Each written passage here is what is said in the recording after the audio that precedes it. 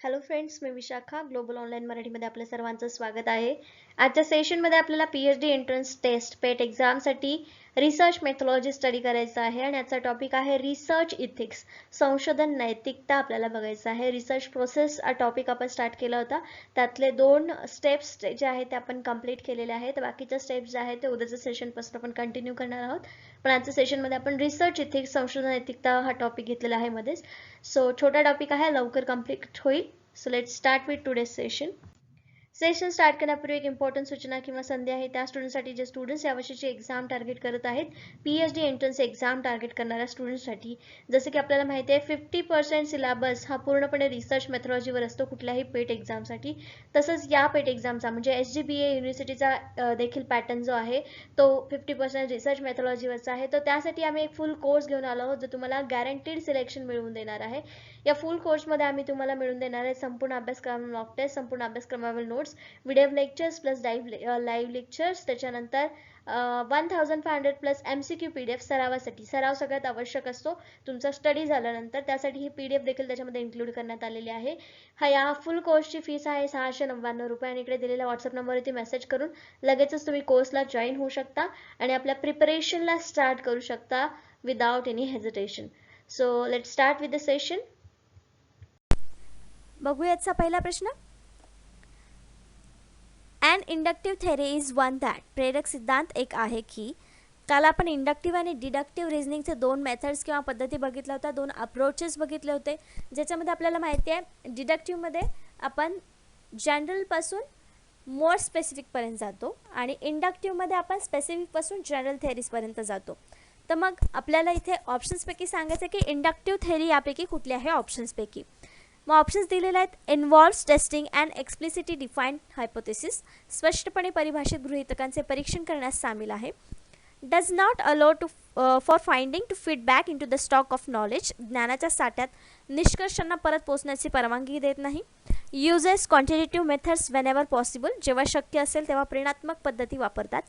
D allows theory to emerge out of data. सिद्धांत डेटामधून बाहेर येण्यास अनुमती देते. स्पेसिफिकमधून जनरल.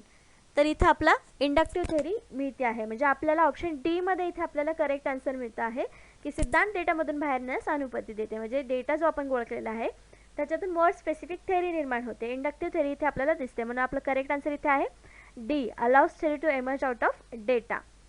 त्याचं एक्सप्लेनेशन कसं असेल आपण बघूया. In logic, we often refer to the 2 broad methods of reasoning as the deductive and inductive approaches. जे आपण बघितले ते deductive and inductive approaches. Deductive reasoning works from more general to the more specific, general to specific. Inductive reasoning works the other way, moving from specific observation to the broader generalization of theories. जसे की आपल्याला क्वेश्चनमध्ये विचारलं, म्हणजे जे options correct आलं होतं आपलं त्याच्यामध्ये डेटामधून आपण थेअरी काढणार आहोत, म्हणजे मोर स्पेसिफिक जनरलायझेशन करणार आहोत डेटामधून.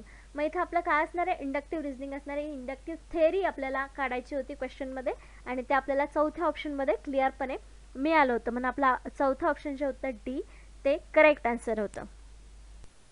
नेक्स्ट क्वेश्चन बघूयाचा सेकंड नंबरचा. What is the epistemological position held by the पॉझिटिव्हिस्टद्वारे तात्विक स्थिती याला काय म्हणतात किंवा ज्ञानमीमांसा स्थितीला काय म्हणतात. तर एपिस्टेमॉलॉजी म्हणजे काय आपण सुरुवातीला समजून घेऊया. एपिस्टेमॉलॉजी म्हणजे एखाद्या ज्ञानावरती, म्हणजे एखाद्या विषयी खूप बेसला जाऊन आपण आणखीन माहिती घेतो किंवा त्याचा सोर्स शोधतो किंवा त्याच्याबद्दल आणखीन माहिती मिळवण्यासाठी प्रयत्न करतो, त्यालाच आपण एपिस्टेमॉलॉजी असं म्हणू शकतो. तर त्या एपिस्टेमॉलॉजीचं पोझिशन पॉझिटिव्हिस्ट जे आहेत त्यांचं काय म्हणणं आहे किंवा त्याला काय म्हणतात हे आपल्याला सांगायचं आहे. ऑप्शन्स आहेत. There is no substitute for in depth hermeneutic understanding of society. समाजाचा सखोल हार्मोनेटिक समजण्याला पर्याय नाही. Scientific research should be based on value free empirical observation. वैज्ञानिक संशोधन मूल्यमुक्त अनुभवजन्य निरीक्षणावर आधारित असावे. Events and discourages in social world prevents us from having direct knowledge of natural order.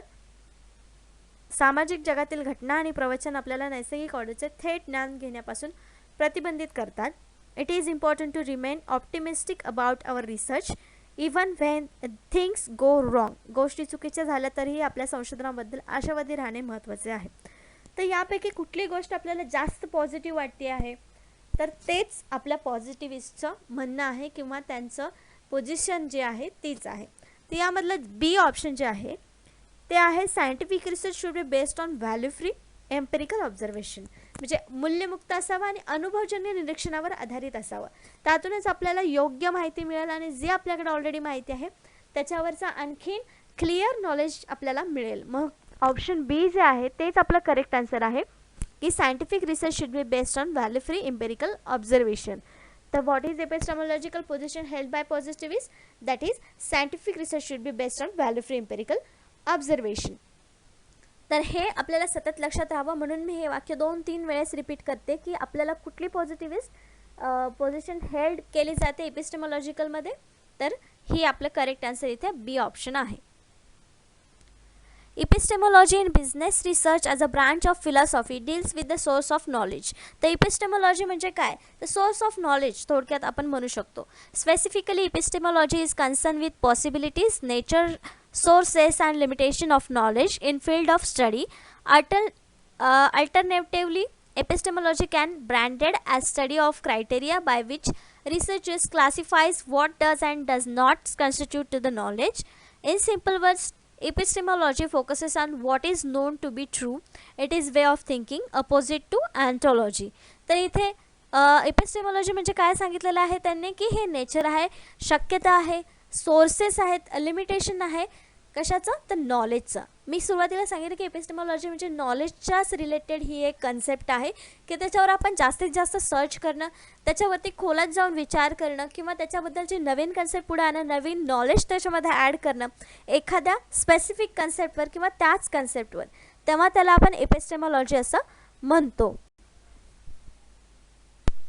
Next question बघतो आपण 3rd नंबरचा. The interpretivist view of social sciences is that. सामाजिक शास्त्राचे दुभाषिक मत असे आहे की जसं आपण एका लेक्चरमध्ये बघितलं होतं की नॅचरल सायन्स आणि सोशल सायन्स हे 2 प्रकार आहेत सायन्सचे. तर त्याच्यामध्ये सोशल सायन्स म्हणजे सामाजिक शास्त्राचं दुभाषिक मत काय आहे ते आपल्याला ऑप्शन्सपैकी निवडायचं आहे, ऑप्शन्समधून सांगायचं आहे. तर आपल्या ऑप्शन्स आहेत ए, their subject matter is fundamentally different to that of the natural science. त्यांचे विषय मूलभूत विज्ञानापेक्षा भिन्न आहेत. We should aim to achieve the interpretive understanding of social action. सामाजिक क्रियेचे व्याख्यात्मक आकलन साध्य करण्याचे आपले लक्ष्य आहे. It is important to study the way people make sense of their everyday worlds. लोक आपल्या दैनंदिन जगाविषयी ज्या पद्धतीने अर्थ काढतात त्याचा अभ्यास करणे महत्त्वाचं आहे. तर यापैकी कुठला ऑप्शन आपल्याला, आणि चौथा आहे ऑल ऑफ द अबोव वरील सर्व. तर सामाजिक शास्त्रामधलं कुठली गोष्ट याच्यामध्ये आपल्याला सगळ्यात जास्त महत्त्वाची वाटते आहे? तर यामध्ये सगळ्याच गोष्टी ज्या आहेत त्या महत्त्वाच्या आहेत सामाजिक शास्त्रामध्ये. तर यामध्ये दुभाषिक मत आहे असं म्हटलं जातं किंवा ह्या ज्या गोष्टी आहेत तिन्ही गोष्टी या सोशल सायन्ससाठी आवश्यक आहेत. मग आपलं करेक्ट आन्सर इथलं कुठलं असणार आहे? D, all of the above वरील सर्व ज्या गोष्टी आहेत त्याच्यामध्ये दुभाषिक मत आहे सामाजिक शास्त्राविषयी. तर त्या क्वेश्चनचं आपण एक्सप्लेनेशन समजून घेऊया की डी का आलं किंवा त्याचे तिन्ही पॉईंट आपल्याला बरोबर का आहेत, दुभाषिक का आहेत. All of this answer reveals something about the interpretive view of social science. तर दुभाषिक मत जे आहे त्याच्याबद्दल काहीतरी ते सगळेच ऑप्शन्स आपल्याला सांगत आहेत. प्रत्येकजण प्रत्येक स्टेटमेंट त्याच्यातलं आपल्याला सोशल सायन्स म्हणजे सामाजिक शास्त्राच्या दुभाषिक मताबद्दल सांगत आहे. The approach is based on reaction of positivism insisting people are not objects. तर लोक जे आहेत सोशल सायन्समध्ये लोकांचा अभ्यास केला जातो, तर ते लोक जे आहेत ते वस्तू नाही आहेत किंवा त्यांचा वापर नॅचरल सायन्सच्या मेथोडॉलॉजी पद्धती वापरून केला जाऊ शकत नाही. त्यांच्यासाठी ते वेगळीच पद्धती वापरली जाते सोशल सायन्समध्ये त्यांचा अभ्यास करण्यासाठी. Most social phenomena are produce through human interaction. म्हणजे नवीन वस्तू किंवा नॉलेज जे आहे सोशल सायन्समधलं ते त्यांच्याशी इंटरॅक्शन करून किंवा त्यांच्याशी बोलून मगच काढलं जातं.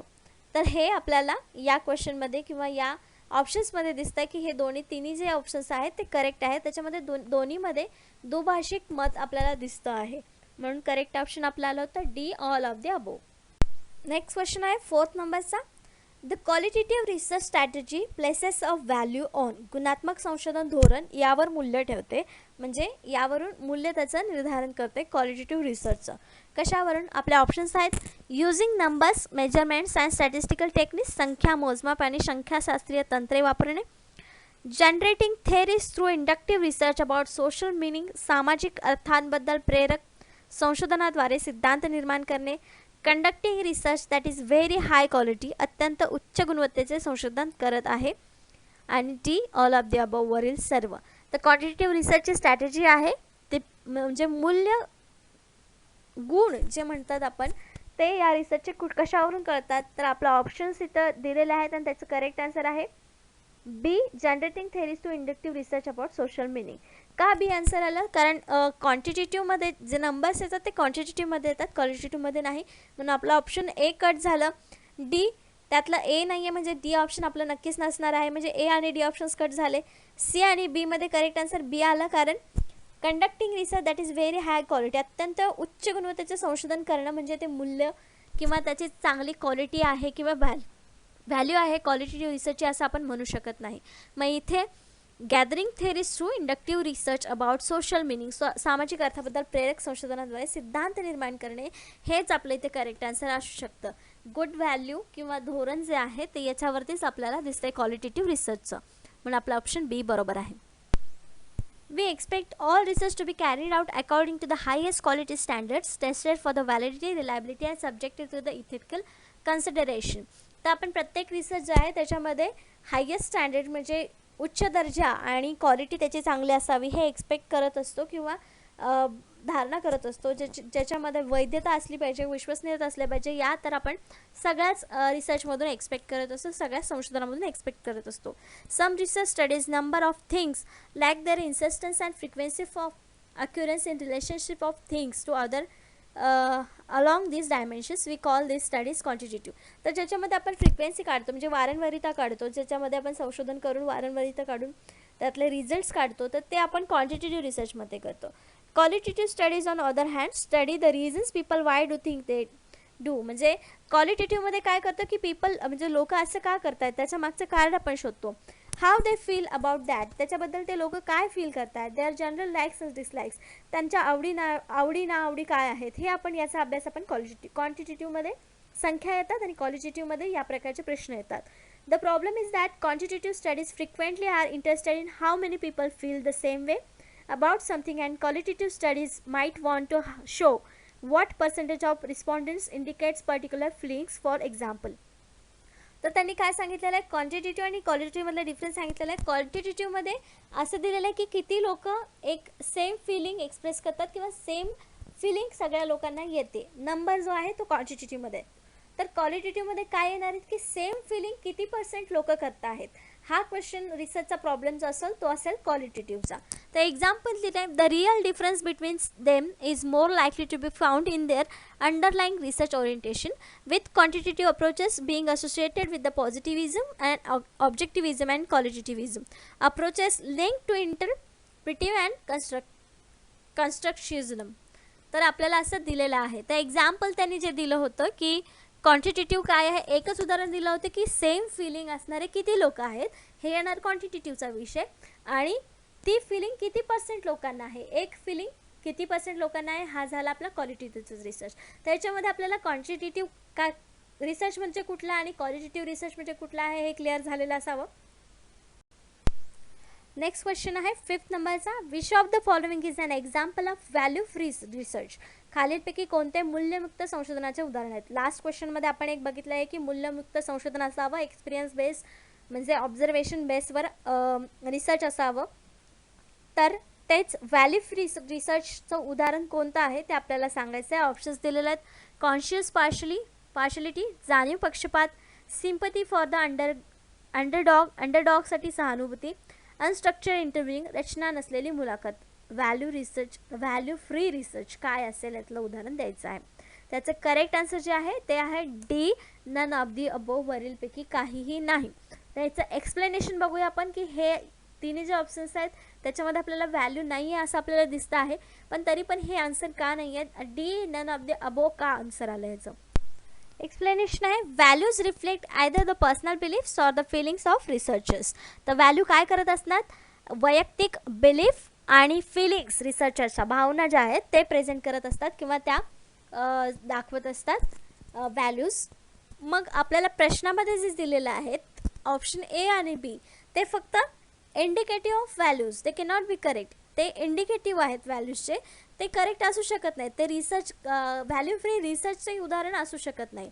आणि तिसरा ऑप्शन होता unstructured interviewing in research method. तर अनस्ट्रक्चर्ड इंटरव्ह्यूइंग ही एक रिसर्चची मेथड आहे, एक्झाम्पल नाही आहे रिसर्चचं. Typically used in qualitative research of strategies, म्हणजे क्वालिटेटिव्ह रिसर्चमध्ये ही आपण मेथड वापरतो, interview unstructured interview. But method by itself cannot be regarded as value free value added. म्हणजे जे मेथड आहे ती कधी व्हॅल्यू फ्री किंवा व्हॅल्यू ॲडेड असू शकत नाही. So must be incorrect. Making answer D is correct by default. म्हणजे त्यांनी सांगितलेलं आहे की मग हे तिन्ही ऑप्शन जर करेक्ट नसतील तर आपल्याला by default D option correct आहे असे म्हणावं लागेल. Can there be such thing as value free research might have been. म्हणजे असा प्रश्न आहे की व्हॅल्यू फ्री रिसर्च अशी कन्सेप्ट आली आहे, कन्सेप्ट असेल पण त्यामध्ये अजून व्हॅल्यू फ्री रिसर्च असा एखादा उदाहरण आपल्याला देता येणार नाही. असं क्वेश्चन अजून समोर आलेलं नाही आहे असं आपण सांगू शकतो. नेक्स्ट क्वेश्चन आहे 6 नंबरचा. An important practical issue to consider when designing a research project is. संशोधन प्रकल्पाची आखणी करताना एक महत्त्वाचा व्यावहारिक मुद्दा विचारात घ्यावा लागतो. तो मुद्दा कुठला? आपले ऑप्शन्स आहेत. Which theoretical perspective you find most interesting. कोणता सैद्धांतिक दृष्टिकोन आपल्याला सर्वात मनोरंजक वाटतो तो. हा व्यावहारिक मुद्दा झाला का? नाही. मग आपला करेक्ट आन्सर इथे हे नसणार आहे. Whether or not you have time to retire the bathroom first. आपल्याला प्रथम स्नानगृह टेकवण्याची वेळ आहे की नाही हे विचार करायचे. हा महत्त्वाचा मुद्दा आहे का संशोधन प्रकल्पाची आखणी करताना? नाही. See how much time and money you have to conduct the research. आपल्याकडे संशोधन करण्यासाठी किती वेळ आणि पैसा आहे. आणि D which colour of ring blender to present your work in. आपले कार्य सादर करण्यासाठी रिंग बाइंडरचा कोणता रंग हवा आहे किंवा कोणता रंग आहे हे महत्त्वाचे मुद्दे आहेत का? तर ए, बी आणि डी वाचल्यानंतर आपल्याला लगेच लक्षात येईल की व्यावहारिक मुद्दा हा नाही. व्यावहारिक मुद्दा आपल्याला सी ऑप्शनमध्ये दिसतोय. एक पैसा दिसतो आहे आणि वेळ दिसतो आहे. मग आपल्याला करेक्ट ऑप्शन देखील तेच आहे. How much time and money you have to conduct हा विचाराचा मुद्दा जो आहे तो आपल्याला संशोधन प्रकल्पाची आखणी करताना लक्षात ठेवावा लागतो. हा एक महत्त्वाचा मुद्दा आहे. म्हणून आपलं करेक्ट आन्सर इथं सी आलेला आहे. तर त्याचा आन्सर हे कसं आलं आपण एक्सप्लेन करूया. It's ability to force us to transcend the constant impose by the scarcity of time and money. वेळ आणि पैशाच्या कमतरतेमुळे घालून दिलेल्या मर्यादा ओलांडण्यासाठी आपल्याला भाग पाडण्याची त्याची क्षमता आहे. At the outset we might persuaded ourselves to tackle something we can achieve well even if it is not very exciting. जरी इंटरेस्टिंग नसेल, एक्साइटिंग नसेल तरीसुद्धा आपण त्याच्यामध्ये काहीतरी अचीव करण्यासाठी जेव्हा प्रयत्न करतो तेव्हा त्यातून चांगलं काहीतरी आपल्याला मिळतं. जेव्हा पैसे आणि टाईम आपण मॅनेज करू तेव्हा किंवा किती खर्च करण्याची आपली क्षमता आहे त्याच्यावरती. Rather than producing poor research on fascinating or important topic. Furthermore, we will force to consider target population and the likelihood of being able to construct probability samples. Practicality have to do with how you would implement your theoretical approach and the color of ring blender, while the certainty and important issue is an aesthetic choice. म्हणजे आपल्याला इथे सांगितलेलं आहे की जिथं रंग वगैरे विचारतात तर ते जे आहे ना तर तो रंग वगैरे जे सौंदर्य म्हणजे खुलवण्यासाठी किंवा सजावटीसाठीचा आहे. पण सर्वात पहिला जो पॉईंट आहे आपल्याला संशोधनाचा आराखडा तयार करण्यासाठी लागणार आहे तो आपल्याला टाईम किती आहे, आपण त्याच्यासाठी टाईम किती देणार आहे आणि मनी किती लागणार आहे हा व्यावहारिक मुद्दा आपल्याला तिथे लक्षात घेतला पाहिजे. म्हणून आपलं करेक्ट आन्सर हे आलं होतं. नेक्स्ट क्वेश्चन आहे 7th नंबरचा. The constructionist ontological position suggest that. Last क्वेश्चनमध्ये आपण बघितलं तर epistemological position positivist suggest that. आता आहे the constructionist ontological position suggest that. बांधकाम व्यवसायातील अँटॉलॉजिकल स्थिती सूचित काय करते? ऑप्शन्स आहेत. Social phenomena that their meanings are constantly being accomplish by social actors. सामाजिक घटना आणि त्यांचे सर्व अर्थ सामाजिक कलाकाराकडून सतत केले जात आहेत. Individuals are born into the world of rule and structures that they cannot change. व्यक्ती आणि नियम संरचना जगात जन्माला येतात ज्या त्यांना बदलू शकत नाहीत. Building and construction work present an ideal opportunity to exercise the sociological imagination. इमारत बांधकाम कार्य समाजशास्त्रीय कल्पना शक्तीचा उपयोग करण्याची एक उत्तम संधी आहे. Social facts and objects have an external reality independently of the people who perceive them. सामाजिक तथ्य आणि वस्तूंचे बाह्य वास्तव आहे जे स्वतंत्रपणे समजतात अशा लोकांचे असते. तर नेमकं बांधकाम व्यवसायातील ऑन्टॉलॉजिकल स्थिती सूचित काय करतं? तर आपल्या इथे करेक्ट आन्सर आहे A. Social phenomena and their meanings are constantly being accomplished by the social actors. सामाजिक घटना आणि त्यांचे अर्थ सामाजिक कलाकाराकडून सतत केले जात असतात हे आपल्याला इथे सूचित करते. तर ऑन्टॉलॉजी म्हणजे काय? The science of or study of being and it deals with the nature of reality. तर म्हणजे असणं, फॅक्ट जे आहे, रियालिटी जे आहे, त्याचं जे विज्ञान आहे त्याला आपण ऑन्टॉलॉजी असं म्हणू शकतो. म्हणजे नेचरची जी रियालिटी आहे त्याला ऑन्टॉलॉजी असं म्हणतो. Ontology is a system of beliefs that reflects and interpretation by the individuals about the what constitutes a fact. म्हणजे जे काय फॅक्ट आहे त्याच्याबद्दलचे जे विश्वास आहे, त्याच्याबद्दलचे जे नॉलेज आहे, त्या सर्वाला आपण ऑन्टॉलॉजी असं म्हणू शकतो किंवा ऑन्टॉलॉजी असं म्हणतात. The two main ontological positions in the social sciences are objectivism and constructivism. तर मेन दोन पोझिशन्स आहेत ऑन्टॉलॉजीमध्ये, ते आहेत ऑब्जेक्टिव्हिझम आणि कन्स्ट्रक्टिव्हिझम. whereas the first considers social phenomena to exist independent of people somehow. The second position considers them as a product of social interaction in the constant state of revision. तर अशा प्रकारे ऑन्टॉलॉजी आपण समजून घेऊ शकतो आणि त्यातले मेन दोन पॉईंट आहेत जे ऑब्जेक्टिव्हिझम आणि कन्स्ट्रक्टिव्हिझम पोझिशन आहेत ह्या दोन ऑन्टॉलॉजीमधल्या. आणि ऑन्टॉलॉजी म्हणजे फॅक्ट आणि फॅक्टचा अभ्यास, फॅक्टबद्दल जे नॉलेज आपण घेतो त्याला ऑन्टॉलॉजी म्हणतात किंवा त्याच्यामध्ये आपण अभ्यास करत असतो. नेक्स्ट क्वेश्चन आहे 8 नंबरचा. Which of the following is an ontological question. तर ऑन्टॉलॉजीवरचाच प्रश्न आपल्याला आता आलेला आहे की ऑन्टॉलॉजी म्हणजे काय आपल्याला समजला, तर त्याच्यावरचा प्रश्न कसा असू शकतो ते आपल्याला ऑप्शन्समधून सांगायचं आहे. पुढीलपैकी कोणता ऑन्टॉलॉजिकल प्रश्न आहे? ऑप्शन्स आहेत should I use questionnaire or interviews in my project. मी माझ्या प्रकल्पात प्रश्नावली किंवा मुलाखती वापरू. What can be consider acceptable forms of knowledge. ज्ञानाचे स्वीकार्य प्रकार मानले जाऊ शकतात कोणते? How long is it since I last visited the dentist. मी दंतचिकित्सास अंतिम वेळी भेट दिली तेव्हापासून किती काळ आहे? Do social entities have an objective reality external to the social actors.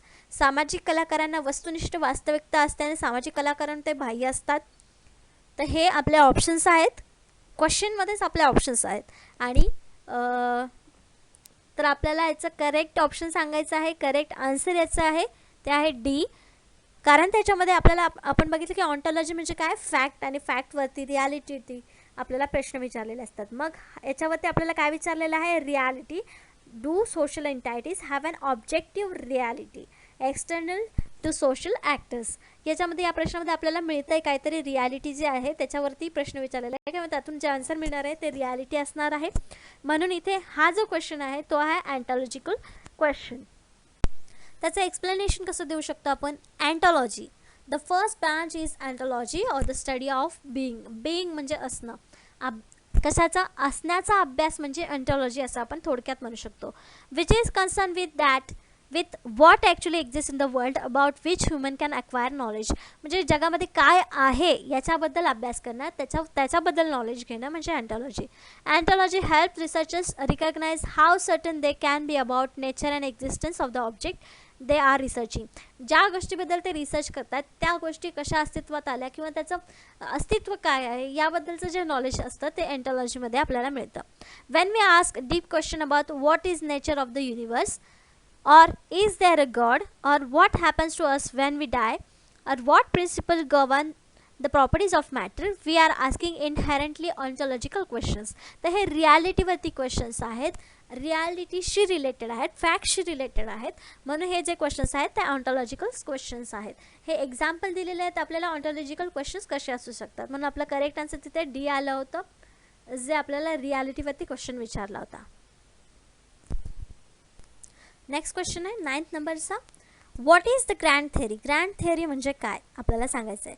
तर थोडक्यात ग्रँड थेअरी म्हणजे काय की एखाद्या गोष्टीबद्दल, फेनॉमेनाबद्दल, पर्टिक्युलर गोष्टीबद्दल जास्त माहिती आपल्याला मिळणं म्हणजे ग्रँड थेअरी असं आपण म्हणू शकतो थोडक्यामध्ये.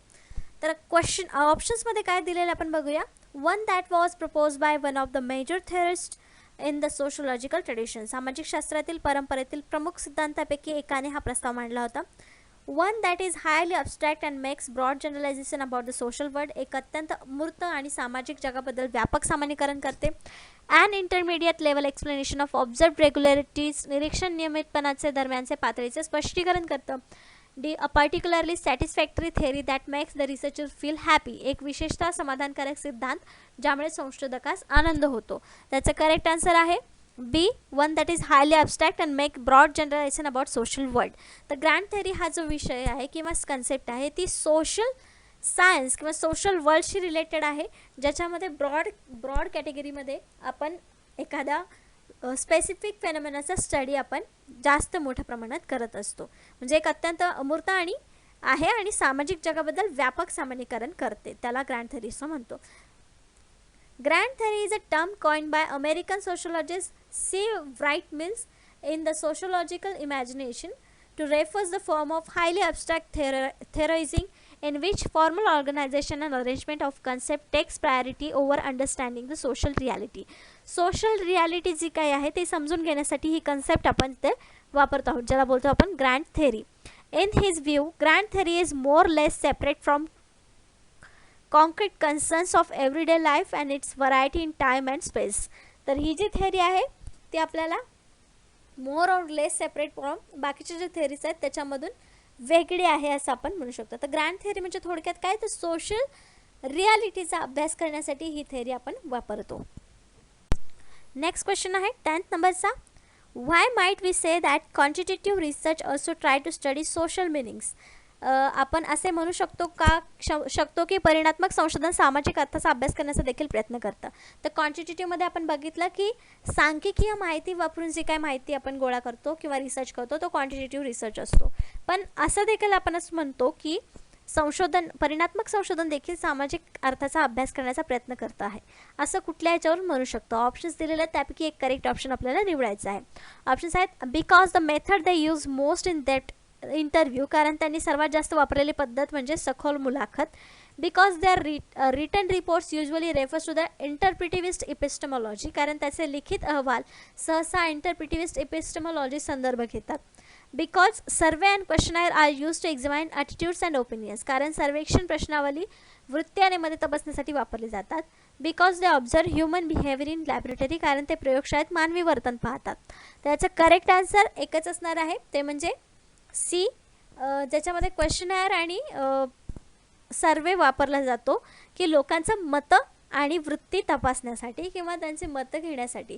पण डेटा गोळा करण्यासाठी आपण हीच पद्धत वापरतो आणि क्वालिटेटिव्हमध्ये देखील आपण तीच पद्धत वापरतो. म्हणून या ऑप्शनमुळे आपण असं म्हणू शकतो की क्वांटिटेटिव्ह रिसर्च जो आहे, परिणात्मक संशोधन जो आहे, तो सामाजिक अर्थाचा अभ्यास करण्याचा देखील प्रयत्न करतो, कारण याच्यामध्ये वृत्ती आणि मतं देखील आपल्याला कळतात.